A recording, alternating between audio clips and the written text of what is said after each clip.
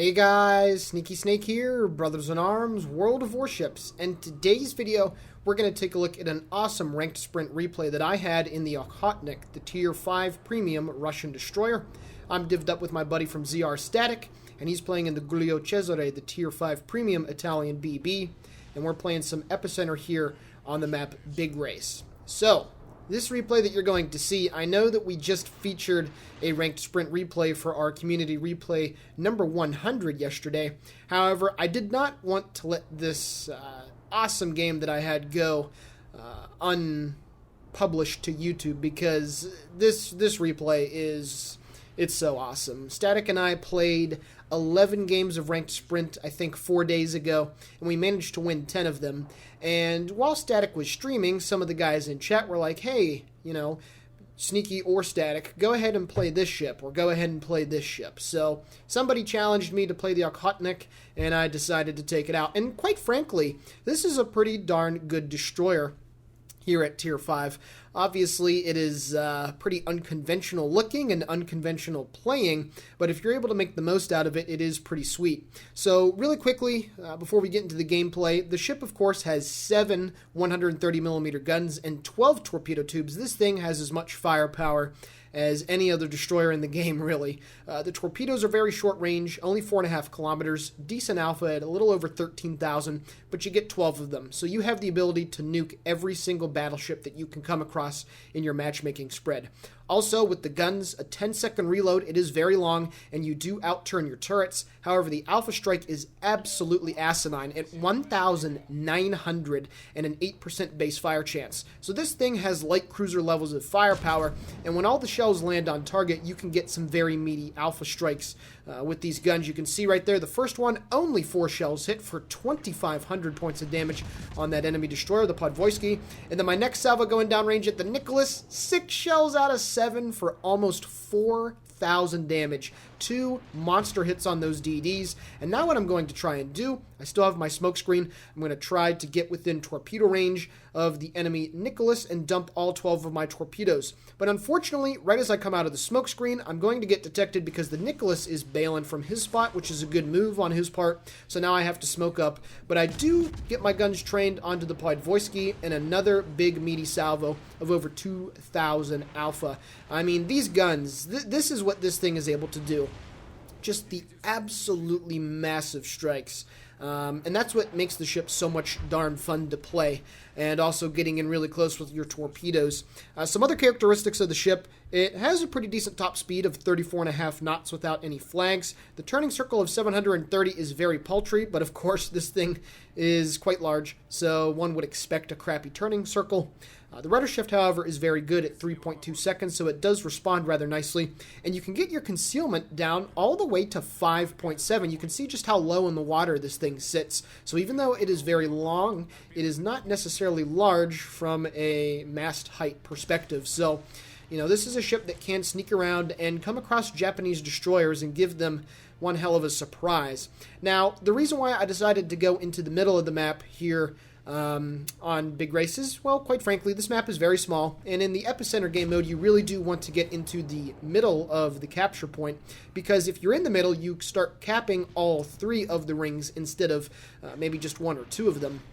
And with the very competitive concealment of 5.7 kilometers, I feel very comfortable going into those, you know, the middle section of the cap. I know that I'm going to outspot the Nicholas. I know that I'm going to come very close to outspotting the Mitsuki if I don't already. I don't remember those numbers off the top of my head, but I know that this thing is very, very competitive for its tier, and it allows you a lot of flexibility in that regard. Now, of course, you cannot stealth torp with this bad boy because, as mentioned before, 4.5 kilometers worth of range on the torpedoes, but a map like Big Race is a perfect map for the Okhotnik to work because there are so many islands that you can use, especially on the southwestern and the northeastern part of the map, where you can get in close and utilize your 12 torpedoes to devastating effect, and you're going to see a few examples of that here later on in the gameplay.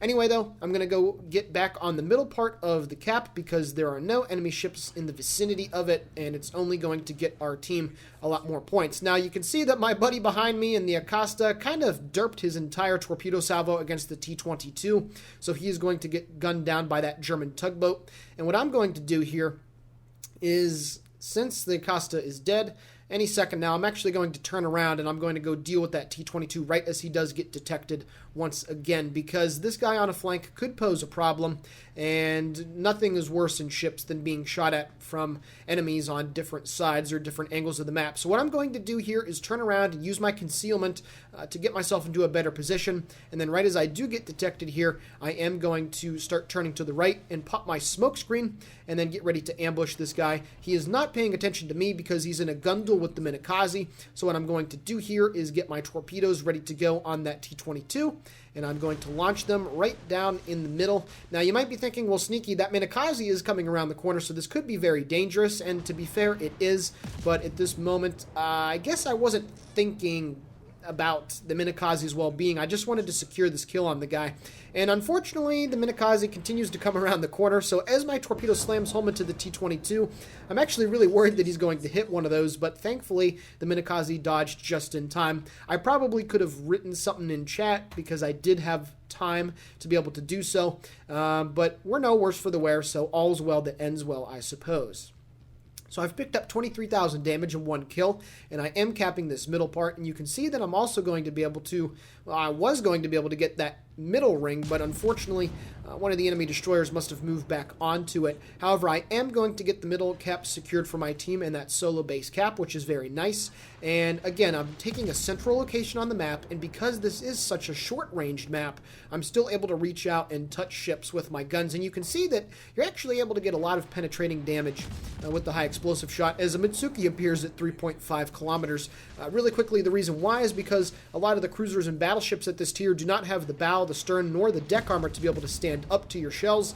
And another big meaty hit right there on the Mitsuki. He does go into his smoke screen. My torps are going downrange at the Nicholas, and it does appear he's coming to a stop. I'm going to get my next salvo going downrange at him. I hit him 3 times for about 1,500 damage. Hopefully my torpedoes will be able to finish the job on that guy. They look fantastic, but I imagine that they may or may not have ran out a couple hundred meters short of his ship, because I figured that those were guaranteed hits on that guy. But that's okay, because if the Nicholas or the Mitsuki want to engage in a straight-up gunfight with me, you know, they're going to be at a significant disadvantage. I get another meaty salvo here on this Mitsuki, 2,500 points of damage. And again, that's with only 4 of the 7 shells hitting. This ship is capable of 4K plus alpha strikes at tier 5, which is pretty ridiculous if you ask me. Another 3 penetrations and 1,600 damage dealt on the Mitsuki. He is on fire. Hopefully I'll be able to finish the kill here on this guy, but my friendly Königsberg Silver Fox is able to take care of that frag. So now the enemy team has lost all 4 of their destroyers. My team, we still have 2 of them, myself and the Minakaze, so now I'm in a very good situation because I have such a significant concealment advantage over the rest of the enemy ships that I'm going to be able to dictate the pace of the combat. And this is where the meaty portion of the replay comes in. Just take a look for the rest of this replay how calm and cool that I am, just maneuvering around and putting myself in a position where I'm able to take advantage of the strengths of the Okhotnik while minimizing the weaknesses.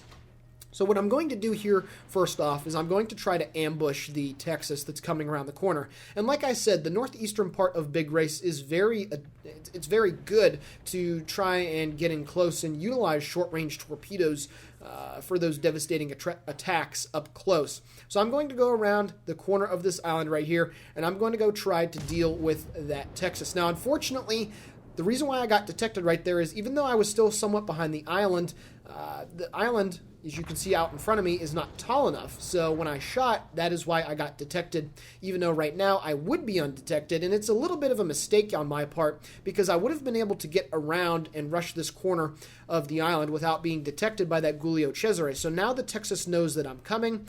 At least I would imagine that he does. But I'm going to drop my smoke screen now, turn to starboard, and right as I come around the corner of the island, I am going to drop 2 sets of my torpedoes. Now, unfortunately, the Okhotnik, because it is so large, it does take a long time to slow down. And you can see there that I was detected for quite a significant amount of time. The Texas shoots at me with the front guns and does get a lot of over-penetrations, but still, every over-penetration down here at this tier takes away a very large chunk of your HP. However, I do pick up the high caliber as I score 4 torpedo hits on that Tier 5 Premium American battleship. And now with my 2 extra torpedo tubes, I'm going to back up and try to get some torps here on the Giulio Cesare. And if you haven't noticed, take a look how quickly these torpedoes do reload. That's another good thing about the Okhotnik. As I mentioned, short range, not high alpha damage, but you get a lot of them, and you can get some very good strikes with them. So about a 47-second reload, at least right now, with Adrenaline Rush going, which is very nice, and hopefully I'll be able to get some hits on that guy. I'm now going to switch my focus here to the other Giulio Cesare. Hopefully manage to kill this guy with some superstructure shots, and that's exactly what happens. In the same amount of time that the shells took to go down range, I managed to pick up the Confederate and score 2 torpedo hits on that guy. However, I'm very wary to back out of my smoke screen to ensure that the next set of torpedoes are an accurate drop. And unfortunately for me, as I dropped that first one, the Giulio comes at 2.1 kilometers, 100 meters away from getting assured detected by that guy. And now I do, but luckily I'm going full forward, so his next shot is going to hit the corner of the island. However, you can see that the Emil Burton on the enemy team was last spotted in F6. And right now I'm not paying attention. There is a spotting aircraft flying above me that is making me detected right now on the Giulio Cesare's behalf.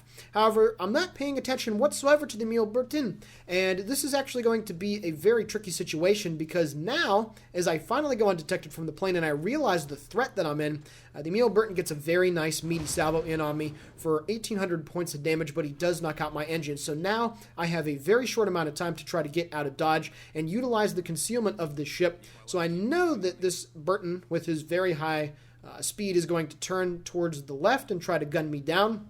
Unfortunately, his catapult fighter is now spotting me, so I'm really in a bad situation right here. If he would have gotten a higher salvo on that last shot, I would have definitely been kicking the bucket on the next one. I'm still trying to outrun him, but it's just not going to happen because if I go around the corner too fast, then I'm going to run right into the Giulio Cesare, and my smoke screen is not going to come back until 14 seconds from now. So what I got to try and do is dodge this salvo that's incoming. He puts me down. No, he doesn't. He completely misses, but then his rear turret is actually going to have the shells come in. He's going to deal a pretty decent amount of damage to me. I'm trying to get in my smoke screen, and you can see that I'm continuing to just move forward at a rate that is not conducive to me getting undetected. I finally am able to do so on 704 hit points. Woo! A very good blind salvo by the Giulio lands maybe 10 meters off the stern of my vessel. So I'm very, very lucky that his blind shot did not take me out. That was actually a somewhat easy blind shot to take because he knew that I was just to the left from his perspective of that second ring. So I was actually very surprised that the Giulio did not land those shells on target. And then, of course, I continued to back up because I needed to put the island between him and myself just in case he would have fired another blind shot, and that's exactly what he did. So now what I'm going to do here is something that's very, very cheeky. I'm going to reverse just far enough so that the majority of my cannons, i.e. the 6 turrets in the rear, or the 6 cannons I should say, are able to shoot around the corner of the island. However, I am not detected by the Emil Burton. And the reason why is because if more than half of your ship is behind an island or out of line of sight, you're able to shoot undetected. So those last 2 salvos I was able to get off without being spotted. Now, of course, as the Emil Burton turns to his left, he now makes line of sight on me, but I'm able to move forward and get a few more penetrations as I pick up 4 gold haul, that new medal for getting 4 kills instead of 5, and I'm now up to 85,000 points of damage. But again, I wanted you guys to,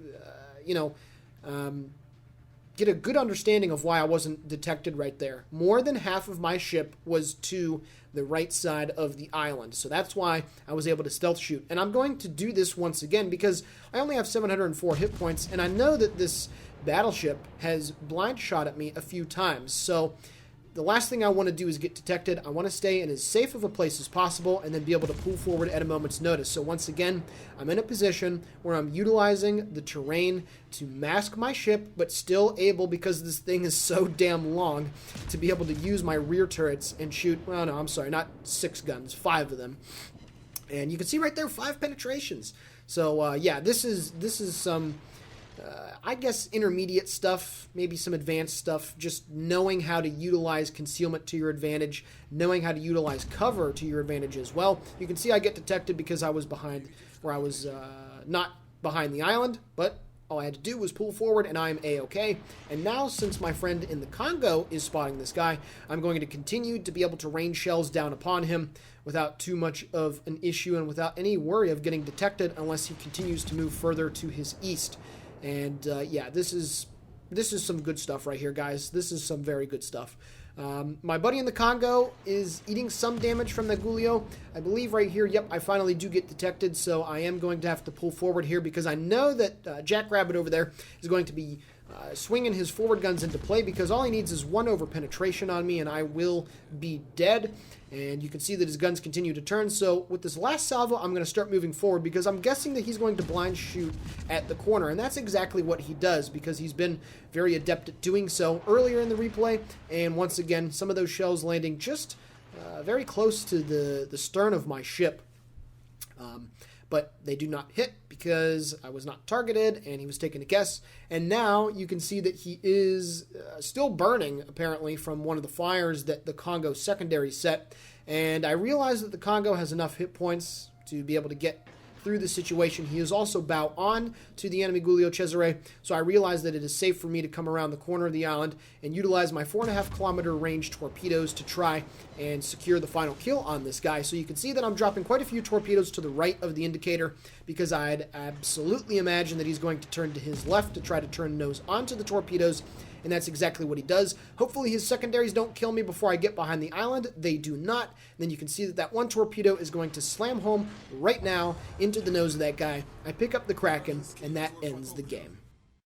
Alrighty guys, taking a look now at the post-battle results. 518,000 credits received, 6,500 total experience earned. This was my first win of the day in this ship. I picked up 4 goal haul, Confederate, Kraken, and High Caliber, dealing 101,000 points of damage off of 129 shell hits and 7 torpedo hits. I managed to sink 5 out of the 8 enemy vessels. I set 7 fires, caused 7 floodings, had 7 base defense ribbons. That's very nice. I had 1 assisted base, or 1 solo base capture as well. Taking a look at the team score, I managed 2,086 base experience. In ranked sprint, anything above 1,500 is very good. Anything above 2,000, and you were having one hell of a carry. Poor Statik, finishing in 5th place on the team with 775. But hey, buddy, that's all right. I'll carry you all day, any day. Taking a look at the detailed report, 43K with the main battery, 49,000 with the torpedoes, and 8,500 with the other damage. So right there, showcasing what the Okhotnik is really good at. The devastating alpha strike on both the guns and the torpedoes. I took advantage of the islands and my concealment to maneuver around the battlefield, deal damage to enemy destroyers, and then use the torpedoes to good effect on the enemy battleships. So I hope you guys enjoyed this replay. I hope Ranked Sprint is going good for you guys as well. And with that being said, this is the Sneaky Snake for Brothers in Arms World of Warships signing off. Please have a fantastic day. Also, you know, we love it when you guys comment on our videos, like them, share them with your friends, whatever you want to do. Thank you for the support that you give us, and I'll talk to you later.